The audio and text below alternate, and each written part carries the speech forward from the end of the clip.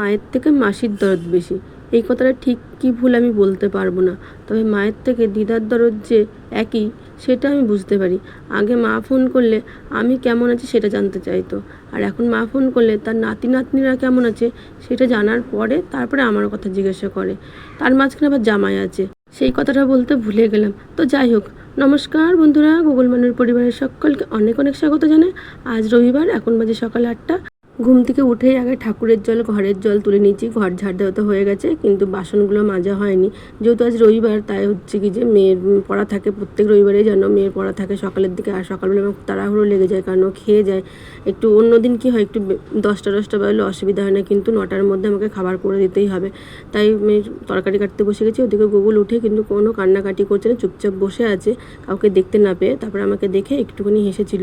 আর এদিকে দেখো কুদলিগুলো কাটতে গিয়ে আমার হাতের মধ্যে চ্যাট করছে, আঠালো ভাব একটা এসেছে।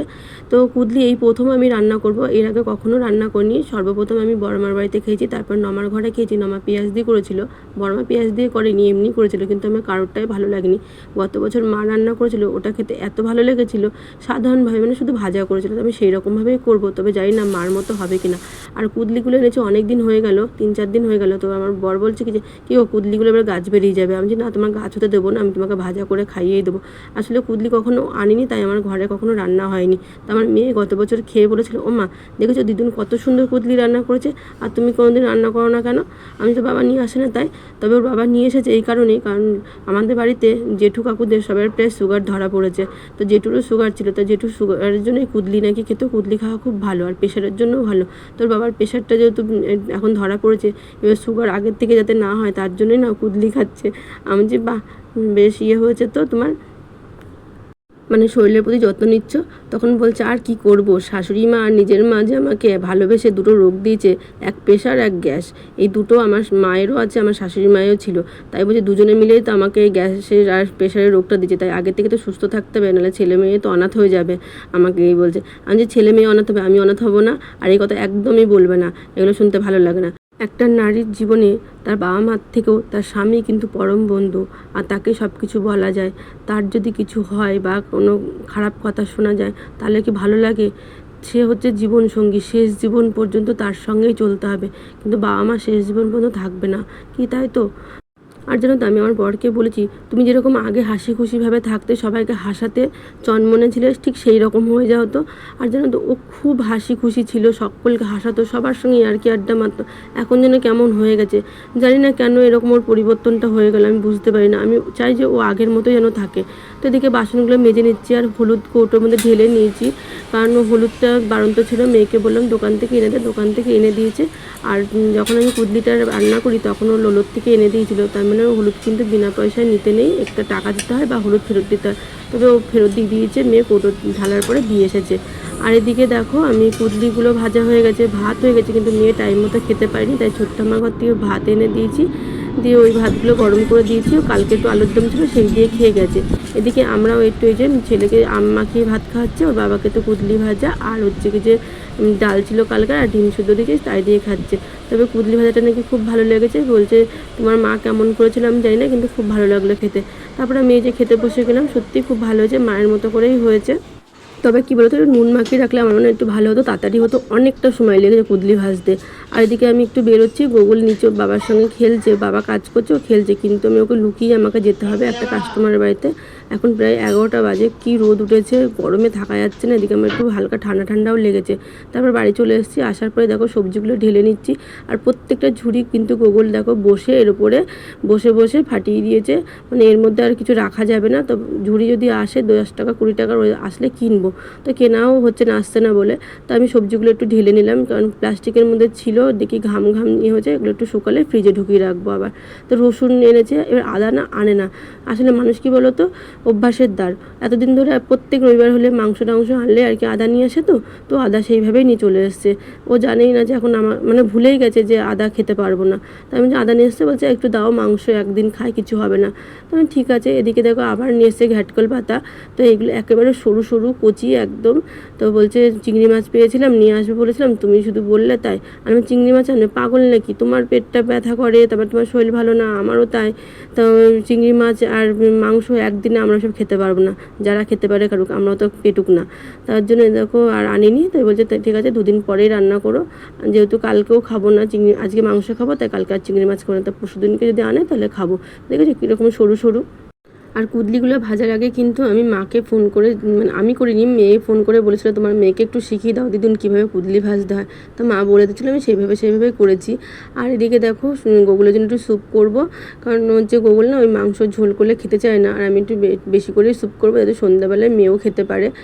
তো প্রথমে কড়াইতে তেল দিয়ে গোটা গরম মশলা, তেজপাতা আর হচ্ছে রসুনগুলো দিয়েছিলাম, ভালো করে নেড়েছে, তারপর পেঁয়াজগুলো দিয়ে ভেজে নিয়েছি। তারপরে ওই যে আলু আর হচ্ছে পেঁপে দিয়েছি আর টমেটো দিয়েছি, সেইগুলো দিয়ে ভালো করে একটু নেড়েচে নিয়ে নুন হলুদ আর হচ্ছে ধনে জিরে গুঁড়ো দিয়ে ভালো করে নেড়েছে, তারপরে মাংসগুলোকে দিয়ে নেড়েচে নেবো, তারপরে জল দেবো। আর আমি কিন্তু কড়াইতে করবো না, প্রেশারের মধ্যে দিয়ে দেবো ঢেলে। তো এই দেখো এবার জলটা দিয়ে প্রেশারে ঢেলে দেবো। আর জানো তো গোকুল হবার পর থেকে মাঝে মধ্যে আমার আর কি সন্ধ্যাবেলায় স্যুপ করে দিত, আর আমার মা কখনো এরকম খায়নি, মানে স্যুপ কখনো করেইনি। তো আমার মা যখন এসেছিলো, আমার মেয়ে আমার মাকে শিখিয়ে দিয়েছিলো এইভাবে করবে, মা ভালো খাবে।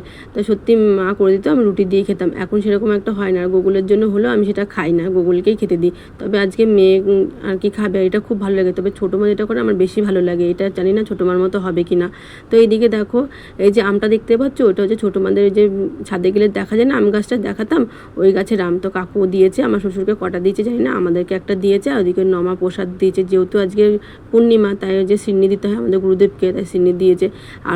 আর আমি যে সবজি কেটে যে খোসা টোসাগুলো রেখেছি, দেখেছো গোকুল কী করেছে চারিদিকে ছড়িয়ে। এদিকে আমি মাংসটাও কষাতে বসিয়ে দিয়েছি, এদিকে দেখো শিলনোড়া পেতেছি, গোকুল কী করছে। আমি যাচ্ছি নিয়ে, ছাড়ো দিদি ভাই করবে। শিলনোড়াটা পাতার পর থেকে গোকুল শুরু করেছে ওর মধ্যে বাটবে, ছোট্টামাকে দেখে বাটতে, তাই ও বাটার ইচ্ছে হচ্ছে। আসলে কী হচ্ছে বলতে, মিক্সি বাটিতে একটু ভেজে রয়েছে, আর মেয়ে বললো দাও মা আমি পাটাতেই আর কি বেটে দিই। আমার মেয়েকে কিন্তু কখনো বাটনি, তাই বলছে মা আমার ভিডিওটা কিন্তু করবে। আমি ঠিক আছে ভিডিও তো করবোই। তো দেখো গুঁড়ো করতে বসে গেলে, তবে কি একবারে তো হয় না, এগুলো গড়িয়ে যায়, তো একটু তুলে নিয়েছে। আর গোকুল শুধু বায়না করছে, মানে ইয়ার কি করছে, গোকুল ও দিদিভাইকে করতে দেবে না, ও নাকি বাটবে। দেখো কীরকম মারছে মেয়েটাকে, এইরকমই করছে। ওর বাবা বলছে বাহ তোমার তো ভালোই, মানে ছেলে মেয়ে তোমার কাজ করে দিচ্ছে, আমার কাজটা কবে করবে কে জানি, তোমারও করবে, দাঁড়াও ছেলে বড় হতে দাও। এদিকে আমি রান্না বসিয়ে দেখো সমস্ত ঘর দৌড় মুছে নিলাম, বাসনও মাজা হয়ে গেছে, গ্যাসের জায়গাও মোছা হয়ে গেছে। তারপর চলে আসলাম একটুখানি যে গোলমরিচের গুঁড়ো, একটু মিষ্টি মানে চিনি দিলাম, আর গুঁড়োটা দিয়ে আবার একটুখানি ভালো করে ফুটিয়ে নিই, তারপর নামিয়ে নেবো। ওদিকে মাংসের ঝোলটা হচ্ছে, একটু পাতলা করে ঝোল করবো বলে এতটাই জল দিয়ে ফেলেছি, সে শুকাতে একটু সময় লাগছে না, এতক্ষণে মাংসের ঝোলটা কিন্তু হয়ে যেত। তো হয়ে গেছে, এবার নামিয়ে স্নান করতে যাব। দেখো স্নান ধান করে চলে এসেছি। এবার দেখো ফাইনালি কী কী রান্না হয়েছে, পটল ভাজা, কুদলি ভাজা, চাটনিটা দেখো একটু কালো হয়েছে। আসলে কী হয়েছে বলো তো, ওই যে কুদলি ভাজা পটল ভাজার যে তেলটা ছিল তার মধ্যে দিয়েছি বলে, আর ফোড়নটাও পুড়ে গেছিলো, যার জন্য কালো হয়েছে। এদিকে সন্ধ্যা হয়ে গেছে, সন্ধ্যাবেলা আমি সন্ধ্যা দিতে নিয়েছি। গোগল আছে ছোট্ট আমার ঘরে, তো আমি সন্ধ্যাটা দিয়ে নিয়ে তারপরে যাব গোগলকে খাওয়াবো আর কি। তারপরে তো কাজ আছেই। তো কীরকম ঘুরে অন্ধকার হয়ে গেছে, এই জায়গাতে আমাদের লাইট নেই, নিচে লাইট আছে। তো এদিকে দেখো ঠাকুরকেও একটু সেবা দিচ্ছি, সেবা দিয়ে তারপরে আজকে বেশিক্ষণ আর রাখবো না, গুটিয়ে নেবো, মানে ঠাকুরকে শয়ন দিয়ে দেবো। আর জানো তো সন্ধ্যাবেলার পুজোটা কিন্তু আমাকেই দিতে হবে, সে দুপুরবেলায় কিন্তু মেয়ে বা মেয়ের বাবা অল্টারনেট করে দেবে, আমার হয়তো দেওয়া হয় না। তবে কী বলতো আমার দেরি হয়, আমি তো অত ওদের মতো তাড়াহুড়ো করে দিতে পারি না, একটু গুছিয়ে টুছিয়ে দিই বলে। তো এদিকে যাই হোক, মানে সন্ধ্যা পুজো দেওয়ার পরে গোকুলকে একটু খাইয়ে নিয়েছি স্যুপ আর রুটি, ওদিকে ওর বাবা আর মেয়ে খেয়েছে রুটি আর মাংস। তো তারপরে এই যে কাজ করতে বসে গেছি।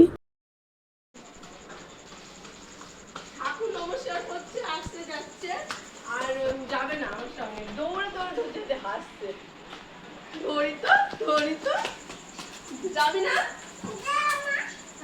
আমাকে বলছে এটা জামা পরে আসছে, জামা না পরে লেগে যাবে না। আমি তাহলে চলে যাচ্ছি, ওই যে মা চলে গেল, দোকান চলে গেল মা। আমি শাড়ি পরেই যাবো, চলো। যাবেই না,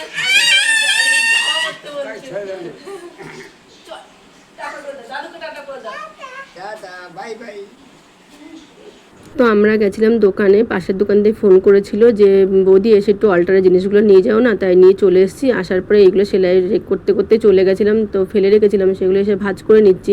আর এইগুলো দেখে আমার খুব মন খারাপ করছে, কারণ আমি যখন মেলা করতাম তখন আমি নিজে হাতে এগুলো তৈরি করতাম, জানো তো। তো সেইগুলো আমি তাই বৌদিকে বলছি যদি কেউ এরকম বানাতে দেয় বলো না, আমি তাহলে করবো। এই কাজগুলো করতে পারি না বলে আমার খুব কষ্ট হয়। আমার বড় করতো ফেব্রিক, আমিও করতাম, আমার মেয়েও পারে। তো আমি বলেছি যদি কেউ করতে দেয় তুমি অর্ডার নিও, আমি করে দেবো। আমাদের দেখবে নিজেদের জিনিস যতটা পছন্দ নয়, অন্যের জিনিসের দিকে তাকালে বেশি পছন্দ হয়, আবার উল্টোটাও হয়। তবে এই যে আমার মেয়ের এই কুর্তিগুলো দেখে এত পছন্দ হয়েছে, বলছে মা আমার এই কুর্তিগুলো খুব পছন্দ হয়েছে, আমাকেও বানিয়ে দিও, আমি এরকম এঁকে নেবো। বলছি হ্যাঁ তুমি সবই করবে। তো এখন বাজে 8:30, তো এগুলো গুছিয়ে নিলাম, সব কাজকর্ম তো হয়ে গেছে সেলাইয়ের। এরপর রাতের অনেক কাজ আছে, এরকম ভাত করতে হবে, তারপরে দুধ জাল দিতে হবে, জল ফোটাতে হবে, বোতল ফোটাতে হবে, অনেক কাজ। রাতে খাওয়া দাওয়া বাকি আছে, গোকুলকে খাওয়াতে হবে আবারও। তো আজকের মতো ভিডিওটা এই পর্যন্ত। কেমন লাগলো অবশ্যই কিন্তু কমেন্ট করে জানিও। টাটা।